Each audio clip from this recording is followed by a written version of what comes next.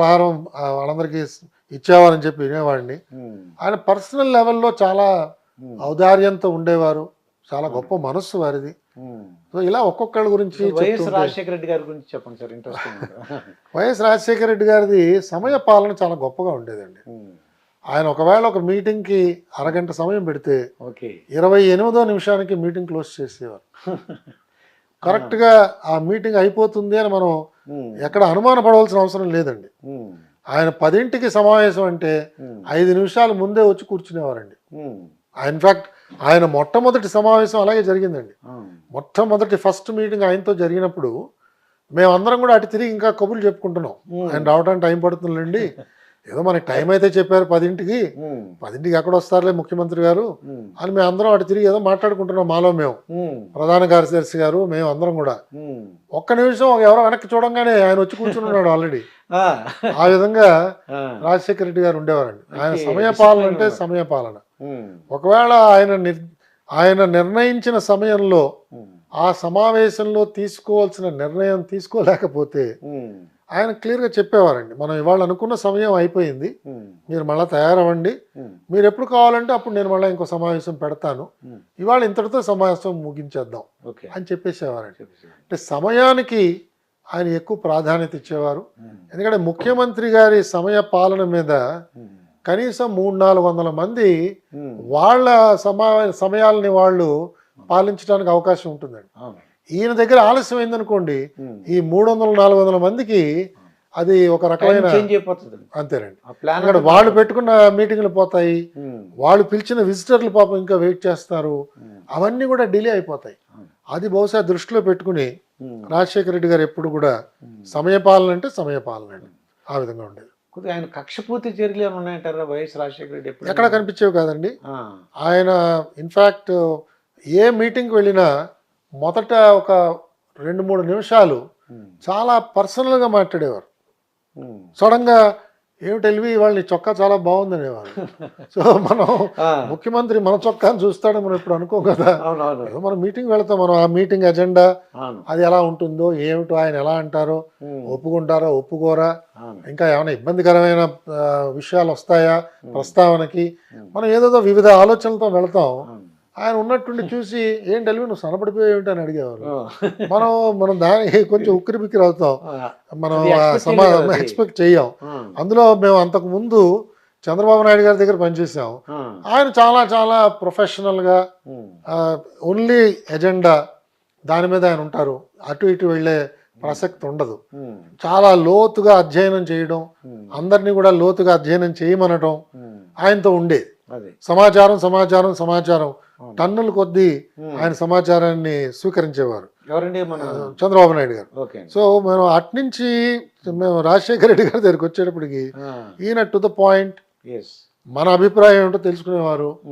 ఇద్దరు అభిప్రాయాలతో కనుక విభేదిస్తుంటే మీటింగ్లో ఒక ఫైనాన్స్ ఆఫీసరు ఇంకొక ఆఫీసరు, మీ ఇద్దరి మధ్యన కొంత భేదాభిప్రాయాలు ఉన్నాయి, నేను ఎవరో ఒకళ్ళ వంక వంతపాడి నిర్ణయం తీసుకోవడం కరెక్ట్ కాదు, కాబట్టి ఈ మీటింగ్ ఇంతటితో క్లోజ్ చేద్దాం, మీ ఇద్దరు మాట్లాడుకోండి, మళ్ళీ ఇంకోసారి రండి అప్పుడు మీటింగ్ పెట్టుకుందాం అని పరిష్కారం చేసేసేవారు.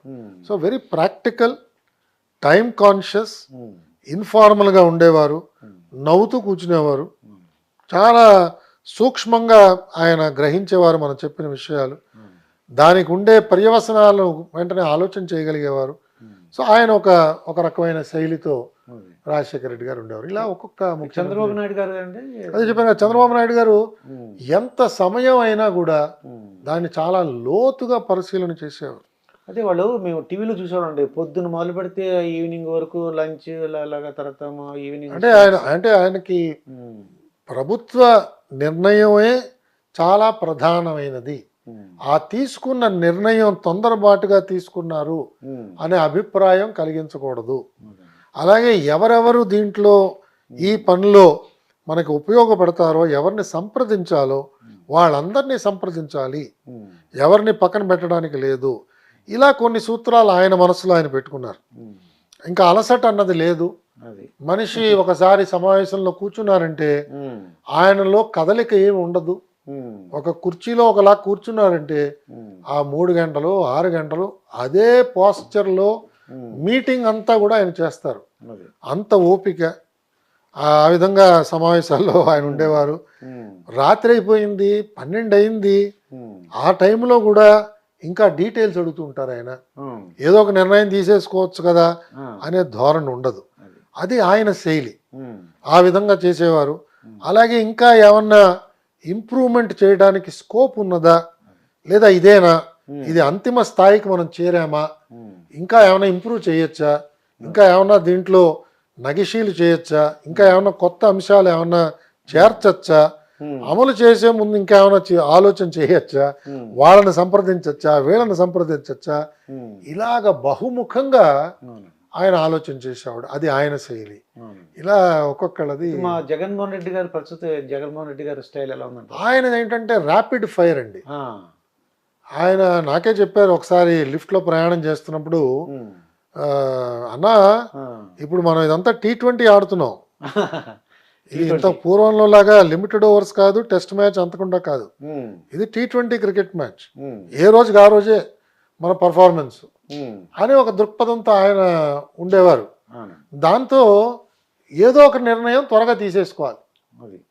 అంతేగాని ఉమ్. ఈ నిర్ణయం బాగా నలగాలి, నలుగురిని సంప్రదించాలి, ఉమ్. అందరినీ తెలుసుకోవాలి, అందరి అభిప్రాయాలు తెలుసుకోవాలి, ఉమ్. ఇంకా లోతుగా పోవాలి. ఇతనికి అనుభవం ఉందా, మనకు సలహా ఇస్తున్న వాడికి అనుభవం ఉందా, ఉమ్. ఇతని బ్యాక్గ్రౌండ్ ఏమిటి, ఉమ్. ఈ బ్యాక్గ్రౌండ్లో ఎవరికి మంచి అనుభవం ఉన్నది, వాళ్ళని సంప్రదిద్దామా, ఉమ్. ఇలాంటి ఆ దూరపు ఆలోచన నాకు కనిపించలేదండి. ఉమ్. ఒక నిర్ణయం తీసుకోవాలి, అది. నీకు బాగా తెలుసని నేను భావిస్తున్నాను కాబట్టి నిర్ణయం తీసేసుకోవడమే. తీసుకోవడం. కొన్నిసార్లు ఆయన ముందుగానే ఆలోచన చేసేవాడు, ఉమ్. మరి ఆ నిర్ణయం మంచిది అని భావించేవాడు, ఉమ్. ఆ నిర్ణయాన్ని ప్రకటించేసేవాడు. అది. సపోజ్ మనం దాన్ని ఏమన్నా సవరణ చేయడానికి ప్రయత్నం చేస్తే ఆ. అది వద్దన్నా అది పక్కన పెట్టేసి అది అయిపోయింది అలాగూ, ఇంకేమైనా ఉంటే చెప్పు అనేవారు. అది. సో ఆ విధంగా ఈయన క్విక్ డెసిషన్ మేకింగ్, అవును. ర్యాపిడ్ ఫైరింగ్ లాగా ఉండేది ఈయనతో.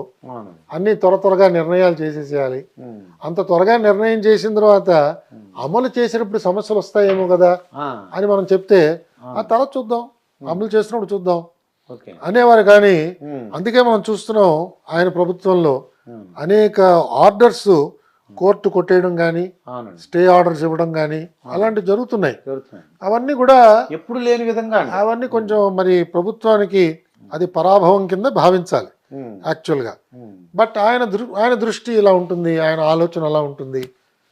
అది ఆయన శైలి అండి. అంటే మార్నింగ్ ఎన్ని గంటలు వేస్తారంటారు ఇప్పుడు సీఎం గారు? అంటే ఒక్కొక్కళ్ళది ఒక్కొక్క రకమైన అలవాటు అంటే అండి. మీరు చూసుంటారు కదా అమ్మా. అంటే సుమారుగా 9:30కి ఆయన మొదట కలుస్తారండి, 9:30కి సుమారుగా అప్పట్లో. అంటే చాలా మంది ఏమంటారు, పొద్దున్నే 5 గంటలు లేస్తారు, ఎక్సర్సైజ్ చేస్తారు. అయ్యో తెలియదు, మనకు తెలియదు అంటారు. ఆ. ఇవన్నీ మనం వినికిడే కానీ నేనేమి ప్రత్యక్షంగా ఉమ్. నాకు అలా చూసే అవకాశం ఎక్కడా లభించలేదు.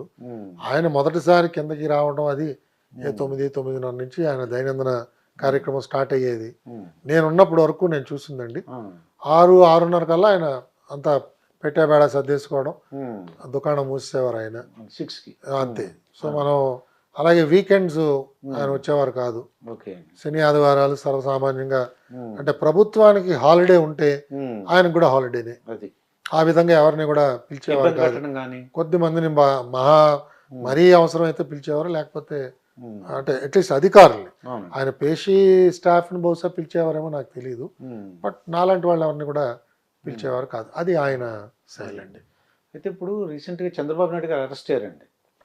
అంటే నా ఉద్దేశం ఏంటంటే, అయ్యా ఆ, చాలామంది జయలలిత, లాలూ ప్రసాద్ యాదవ్, మధు కోడా, అలాగే ఓం ప్రకాష్ చౌతాలా ఫ్రమ్ హర్యానా, వీళ్ళు చీఫ్ మినిస్టర్గా ఉండి అరెస్ట్ అయిన వాళ్ళు అండి. ఇప్పుడు చంద్రబాబు నాయుడు గారి కన్నా ఇప్పుడు అరెస్ట్ అయ్యారు కాబట్టి, ఇటువంటి అరెస్ట్ అయినప్పుడు మీలాంటి ఆఫీసర్లు ఈ తప్పు చేస్తే మనం ఫ్యూచర్లో ఇబ్బంది పడతామండి, వద్దండి అలాగే చెప్పరా సార్ వాళ్ళు? అంటే నా దృష్టిలో అందరూ చెప్తారండి. ఉమ్. కొన్నిసార్లు మనం చెప్తున్నా ఉమ్. వాళ్ళు గ్రహించకపోవచ్చు, ఓకే. వాళ్ళకి తాత్కాలికంగా ఇది లాభం అని అనిపించవచ్చు, ఉమ్. వాళ్ళకి రాజకీయ ప్రయోజనం అందులో ఏమన్నా కనిపించవచ్చు. కొన్నిసార్లు సలహా చెప్పేవాళ్ళు ఉమ్. గట్టిగా చెప్పలేదేమో అని ఒక అనుమానం కూడా మనకు రావచ్చు. ఉమ్. ఇలాంటి అనేక అవకాశాలు ఉన్నాయండి. ఓకే. ఎందుకంటే అక్కడ ఉన్న అధికారులందరూ అనుభవంతో ఉన్న వాళ్ళే ఉంటారు. అవును. కనీసం 20 సంవత్సరాలు 30 సంవత్సరాలు అవును. సర్వీస్లో ఉన్నవాళ్లే ఉంటారు అధికారుల కింద. ఉమ్. అలాగే ఆయనతో ఉన్న మంత్రులకు కూడా అపారమైన అనుభవం ఉంటుంది, అవును. సలహాదారులు కూడా అనుభవం ఉన్న వాళ్ళే ఉంటారు. అవును. కాబట్టి వీళ్ళందరూ కూడా జాగ్రత్తగా ఇవన్నీ బేరీజ్ వేసి ఉమ్. ఆయనకి సలహా ఇచ్చే ఉంటారని నేను భావిస్తున్నాను. ఉమ్. కానీ ఈయన చంద్రబాబు నాయుడు గారు ఇప్పుడు జైల్లోకి వెళ్ళారంటారు, రాజమండ్రి జైల్లోకి వెళ్ళారు అవును, కదా. అవునండి. అంటే ఇది కక్ష పూర్తి చర్య అంటారా, లేదంటే నిజంగా తప్పు చేసుంటారంటారా? అంటే మనకి ఇంకా వివరాలు ఏమీ రాలేదండి బయటికి. ఉమ్. ఇవాళ ఇంతవరకు మనకు తెలిసిన వివరాలు ఉమ్. చాలా పాక్షికంగా ఉన్నాయి. అంటే ఆ సంజయ్ అని ఏపీ సిఐడి చీఫ్ ఏం చెప్తారంటే అవును. 16 చోట్ల సంతకం పెట్టేశారు. ఇప్పుడు సంతకాలు పెట్టవలసిన అవసరం ఉంది. ఉమ్. ముఖ్యమంత్రో, కార్యదర్శులో, మంత్రుల్లో పెట్టవలసిన అవసరం ఉంది. ఉమ్. సంతకం పెట్టాడు కదా అని చెప్పి మనం నిందితుడి కింద మార్చటం అది సబబుగా లేదు.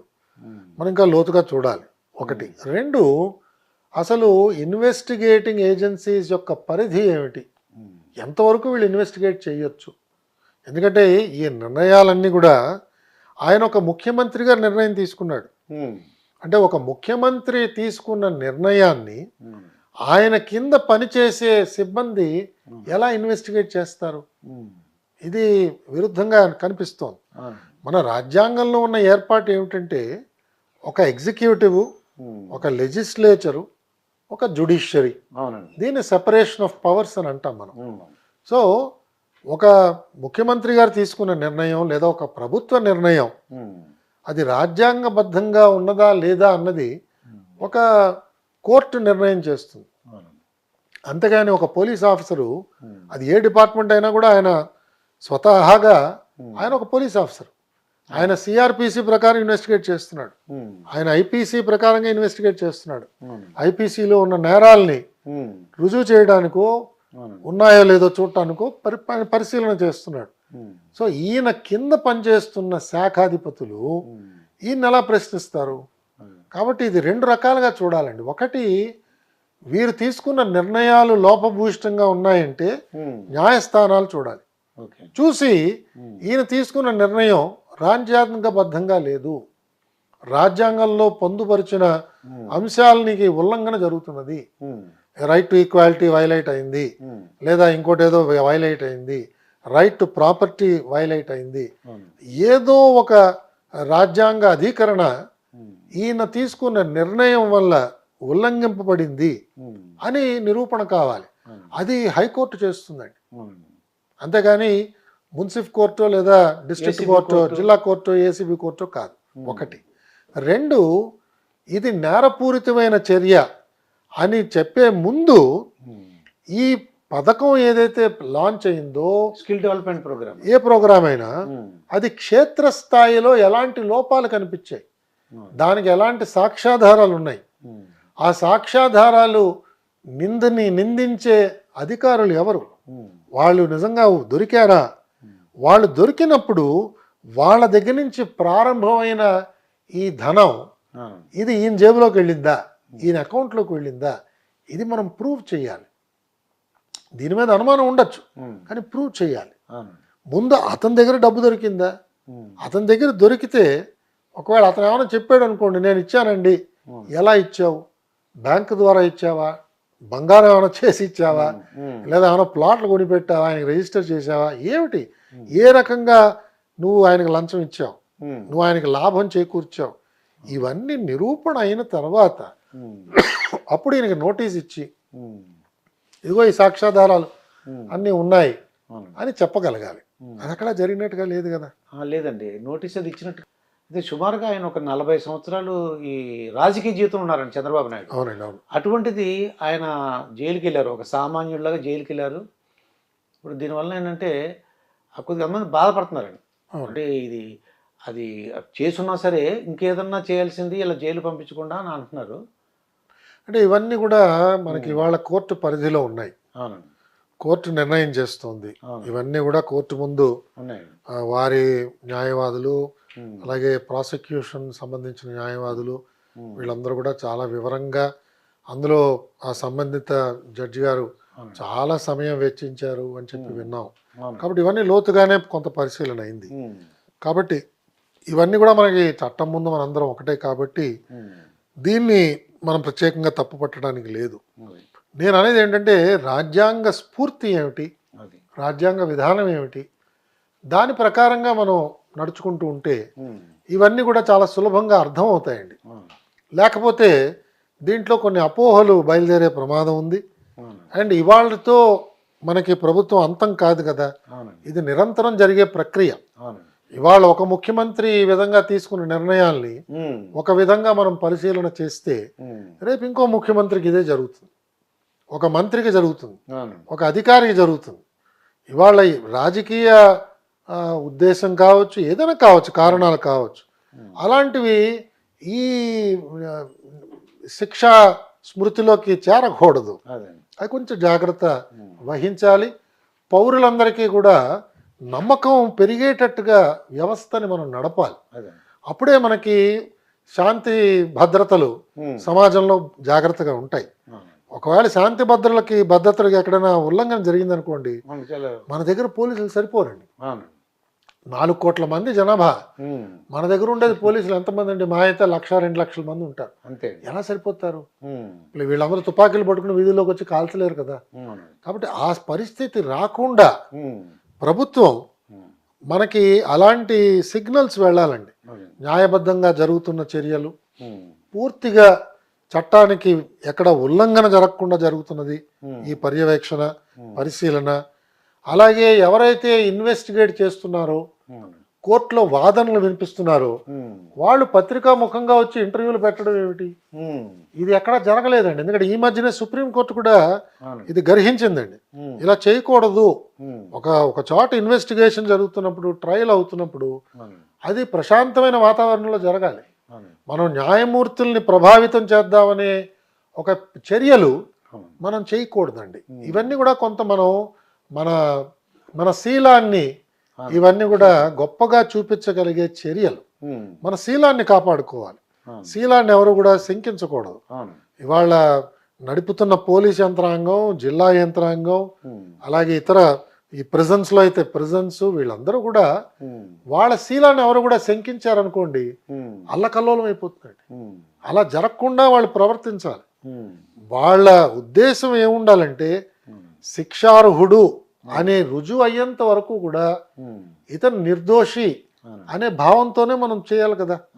మన కోర్ట్స్ కూడా అదే చెప్తాయి కదా, he is not guilty till he is proved guilty, అంతవరకు ఈజ్ ఇన్నోసెంట్.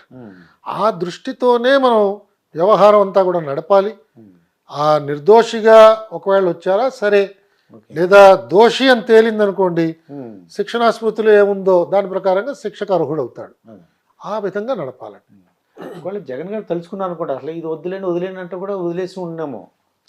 అలా ఉండదండి. ఎందుకంటే ముఖ్యమంత్రి గారికి ఒక పరిధి దాకానే ఆయన ఇష్టం.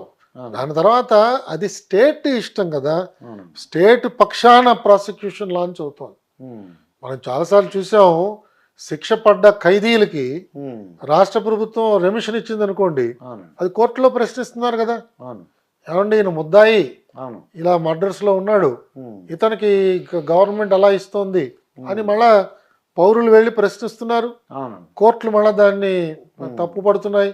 కాబట్టి ఒక శిక్ష ఎవరైనా చేస్తే దాన్ని రుజువు అయితే తప్పకుండా ఆ శిక్షకు వాళ్ళు అర్హులేనండి. కొంతమంది జగన్ దగ్గర గారు వర్క్ చేసిన తర్వాత 60 years రిటైర్ అయిన తర్వాత కూడా వాళ్ళు ఎక్స్టెన్షన్ తీసుకున్నారు సార్. మా ఫ్రెండ్ ఇద్దరు ఉన్నారు, అతను జే మురళి అని, అలాగండి, ఆయన కూడా ఎక్స్టెన్షన్ తీసుకున్నారు. అవునండి. అంటే మీలాంటి వాళ్ళకి ఇంట్రెస్ట్ లేదనిపిస్తుంది నాకు చూస్తుంటే. అంటే అది అల్టిమేట్ గా నా సామర్థ్యం మీద ఆయనకి నమ్మకం ఉండాలి. అది ఆయనకి నమ్మకం లేదనుకోండి, ఎలా ఉంచుకుంటాడు ఆయన? ఎందుకంటే అది వ్యక్తిగత నిర్ణయం. సో ఆయనకి వ్యక్తిగతంగా నాతో పొసగలేదు, అది నేను పనికిరాని అనిపించింది ఆయనకి. వెరీ గుడ్, ఆయన కావాల్సిన వాళ్ళు ఆయన పెట్టుకుంటాడు. అంటే ఆయన చెప్పినట్టు మీరు చేసేయడం కుదరదు అంటారా సార్? అంటే ఇవన్నీ కూడా బాగా నలిగిన అంశాలే. అవునండి. నాకు ఒక రకమైన బ్యాక్గ్రౌండ్ ఉంది, ఒక ట్రైనింగ్ ఉంది, కొన్ని ఉద్దేశాలు ఉన్నాయి, కొన్ని లక్షణాలు నేను ముందు నుంచి పాటిస్తూ వచ్చాను. అసలు మీ దగ్గర రావడానికి భయపడతారు అందరూ. కొన్ని విలువలు పాటిస్తున్నాం. ఆయన దగ్గరికి వెళ్ళకంటారా బాబు, ఆ ఫైల్ కానీ అంటుంటారండి.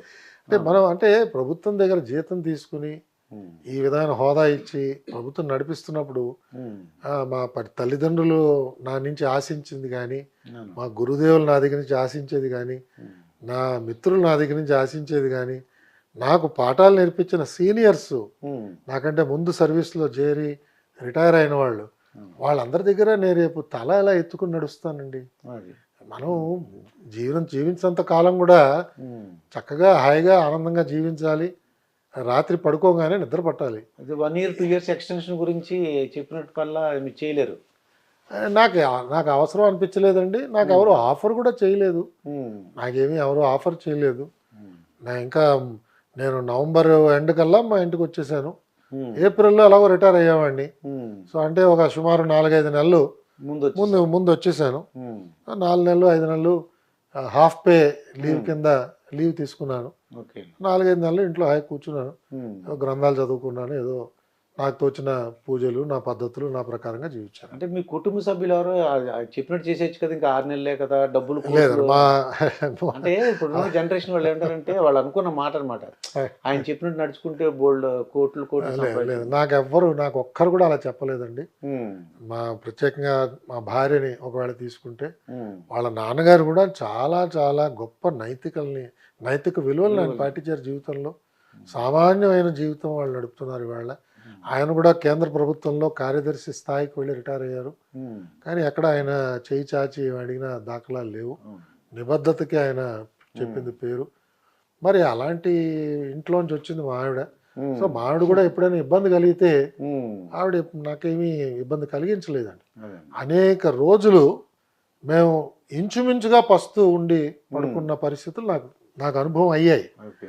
ప్రధాన కార్యదర్శిగా చేసి ఉమ్, హైదరాబాద్కి వచ్చిన తర్వాత ఉమ్, ఇంచుమించుగా ఆ స్థితిలోనే నేను జీవించానండి. ఉమ్, ఎందుకంటే హాఫ్ పే లీవ్. అవును హాఫ్ పే అంటే పెన్షన్లో హాఫ్ వచ్చేది నాకు. అవును. అంటే ఒక 50,000 60,000తో ఉమ్, ఒక ఇల్లంతా నడపడం అంటే ఎంత కష్టమో మీకు తెలుస్తుంది. అవును.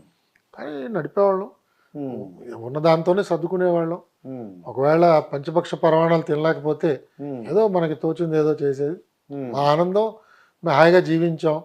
ఎవరి దగ్గరికి వెళ్ళి దేహి అని అడగలేదు. ఉమ్, నేను హాయిగా, ఆవిడ నాకు పూర్తిగా సహకరించింది. ఉమ్, నాకు గొప్ప స్ఫూర్తినిచ్చింది. అది.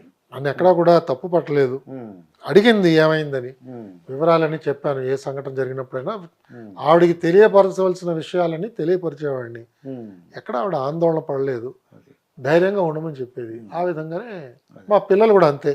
ఉమ్, మా అబ్బాయి కానీ మా అమ్మాయి కానీ ఉమ్, వాళ్ళు ఎవరు కూడా మాకు ఇలాంటి సౌకర్యాలు కావాలి, ఉమ్, మేమేదో పుట్టినప్పటి నుంచి ఐఏఎస్ ఆఫీసర్ పిల్లలు కాబట్టి అవును. మేమేదో పెద్ద పెద్ద ఇంపోర్టెడ్ కార్స్లో ట్రావెల్ చేయాలి ఉమ్, అని అలాంటిది ఎక్కడా కూడా ఇప్పుడు లేదు. వాళ్ళు ఏం మాట్లాడలేదు. ఉంటే కార్లు వెళ్తారు, లేకపోతే ఆటోలో వెళ్తారు. ఉమ్, బస్సులో ప్రయాణాలు అనేక సార్లు మా ఆవిడ కూడా చేసింది. సో ఇదేమి పెద్ద సమస్య కాదండి. అలాగే మా చెల్లెలు కావచ్చు, మా బావగారు కావచ్చు, మా వదిన గారు కావచ్చు, మా ఎవరైనా బంధువులు అందరూ అంతే. అందరూ కూడా నువ్వు చేసింది మంచి పని చేసావు, ఉమ్, నీ వల్ల మా అందరికీ కూడా గౌరవం వచ్చింది అనే భావించారు. కానీ అలాగే చెప్పారు. కానీ ఉమ్, నన్ను ఎవరు కూడా తోలనాడటం కానీ, నన్ను వెలివేయడం కానీ, నా మిత్రులు కానీ, నా క్లాస్మేట్స్ కానీ, ఉమ్, నాతో పాటు సర్వీస్లో చేరిన వాళ్ళు కానీ, ఉమ్, మా సీనియర్స్ కానీ ఎవరు కూడా, అలాగే మీడియాలో అవునండి. అనేక మంది మిత్రులు చాలా చాలా నాకు ఎంతో ఊరటనిచ్చారు. ఉమ్, వాళ్ళందరూ కూడా చాలా గొప్పగా ఉమ్, నా గురించి మాట్లాడటం, అవును. నాకు ధైర్యాన్ని ఇచ్చారు. కాబట్టి నాకు ఎక్కడ బాధ అనిపించలేదు. కొరత కానీ బాధ కానీ అనిపించలేదు. అయితే ఈ ప్రతిపక్షం వాళ్ళు ఎక్కువగా జగన్ గవర్నమెంట్లో వాళ్ళు విమర్శ చేసేది ఏంటంటే ససామా సకల శాఖ మంత్రి అని చెప్పి ఒక ఆయన ఉన్నారు, ఆయన చూస్తుంటారు, ఇంకెవరు పట్టించుకోరు, ఏమున్నా ఆయన దగ్గరికి వెళ్ళాలంటారు. అది ఎంతవరకు నిజం సార్? అంటే నేను ఉన్న కాలంలో ఆయనకి ఇంకా అలాంటి ఒక పరిస్థితి రాలేదు. సో నాకు అంత అనుభవం లేదండి ఆయనతో. అని అంటుండేవారండి. అంటే వీళ్ళు అంటే నాకు